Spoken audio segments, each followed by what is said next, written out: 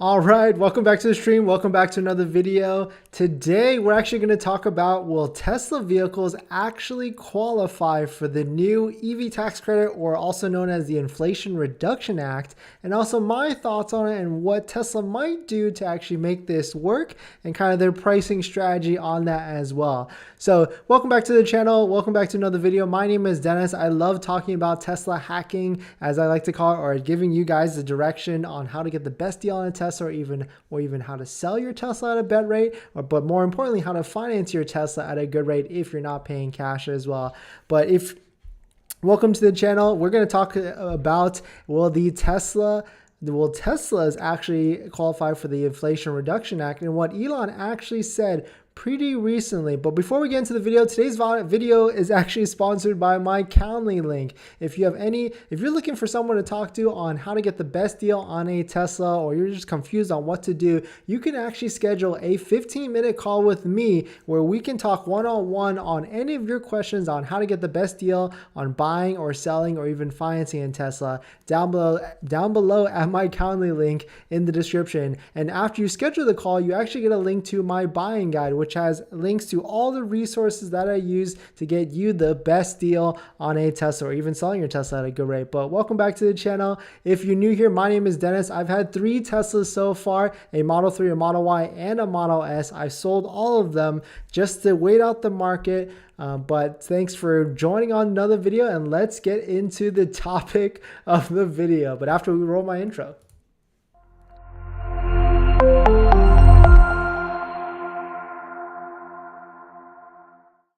All right, so Elon recently said on their earnings call, and it looks like the CFO also jumped on this, that they expect to meet, and this is an article, of course, from CNBC, that they expect to meet Inflation Reduction Act requirements for the new tax credit on the EV and also the solar. Quote, "We believe Tesla is very well positioned to capture a significant share of that for solar storage and also electric vehicles." So the key words here that stuck out to me is, of course, well positioned and significant share, but they didn't necessarily get to the nitty gritty in the exact terms on whether they will have their vehicles qualify for the full $7,500 or even half of the $3,750 and $3,750, because most people don't actually know that the tax credit is broken into 2 parts, and the first half of it is broken into for the battery minerals and also the production. So here's actually a good article, which I'll link below, from Edmunds,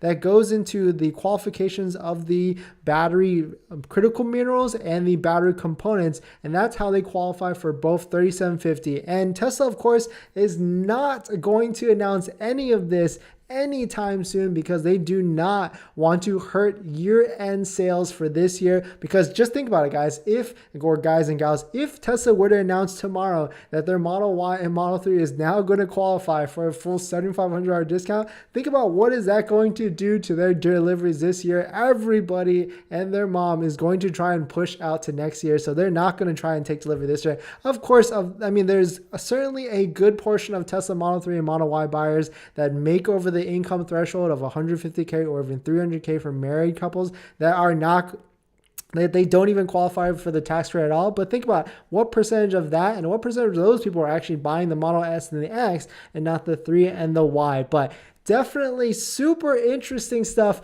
that this is, Elon has came out that they're going to qualify, or that they're going to somehow qualify for a portion of it. I more so think it's the portion of it, the 3750, and not the full 7500. But let's talk about this. So there's other qualifications of the Tesla model, the Tesla vehicle. So the S and X are completely out unless they bring the X down to 80K, because SUVs have a price cap of that 80K threshold. So the Model X is over $100,000 right now, so it's definitely not coming down. But the Model Y long range and the Model Y performance, they're both under 70K, so that definitely will qualify.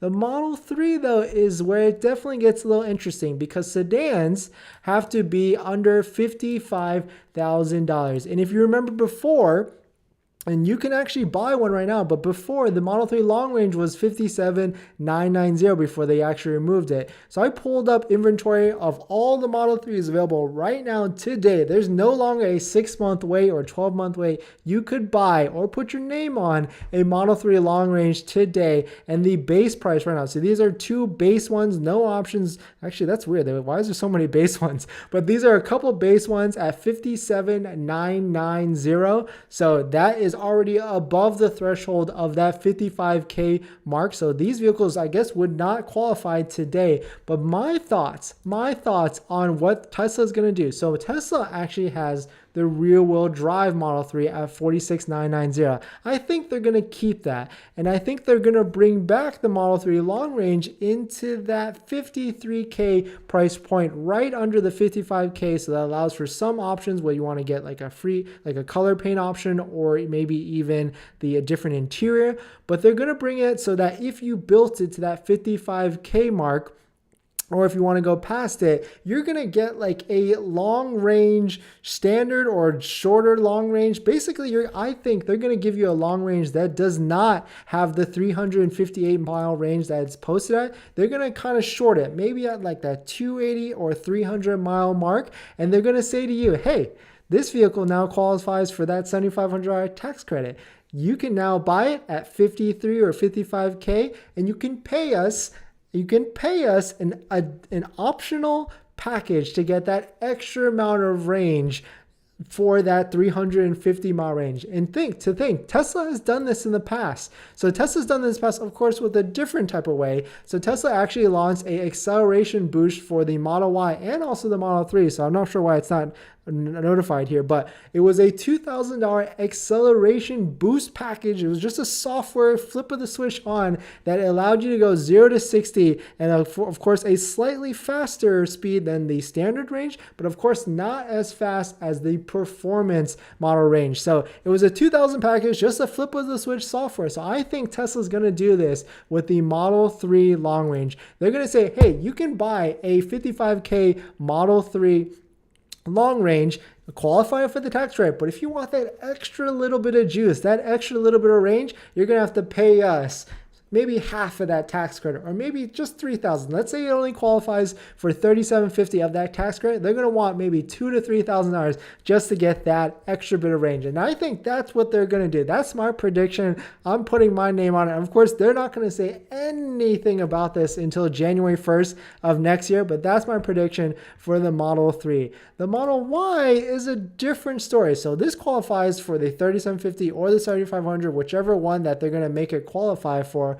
But this already qualifies because it's in that 66K price point for the long range. But I still think they're going to reduce the price on this before, because you got to remember the Model Y long range and the performance were way cheaper in the past. At one point, you could buy a Model Y long range for like $51,000. So this is a price track history thing that some person out there has been a great saint, a good sir, and has put this together.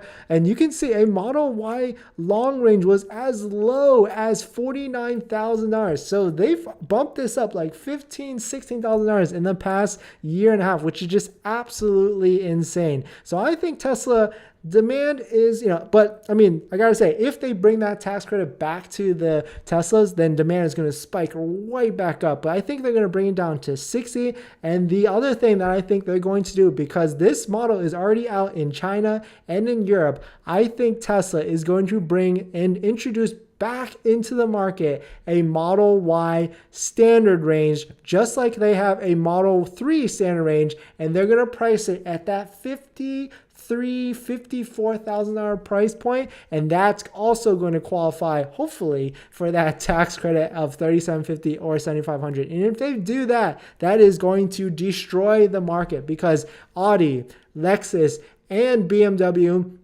Audi, Lexus, and Mercedes all have Tesla Model Y killers coming into the market in that $55K price range. I think that, of course, don't qualify the tax credit, but if Tesla can put a competitor in that price range with a longer range or just a similar range or better technology, so to speak, then that is going to destroy the market. And that's basically my thoughts on the price increase, price changes in the coming future. And of course, none of this is going to be announced until January 1st. But that's my thoughts on what Elon said the other day on how the vehicles are going to qualify for the Inflation Reduction Act. I think they're only going to qualify for $3,750 at the end of the day, but we shall see. Of course, we shall see. But let's get into some comments and some questions by nice username. Will the Model 3 performance qualify for tax credit? We don't know.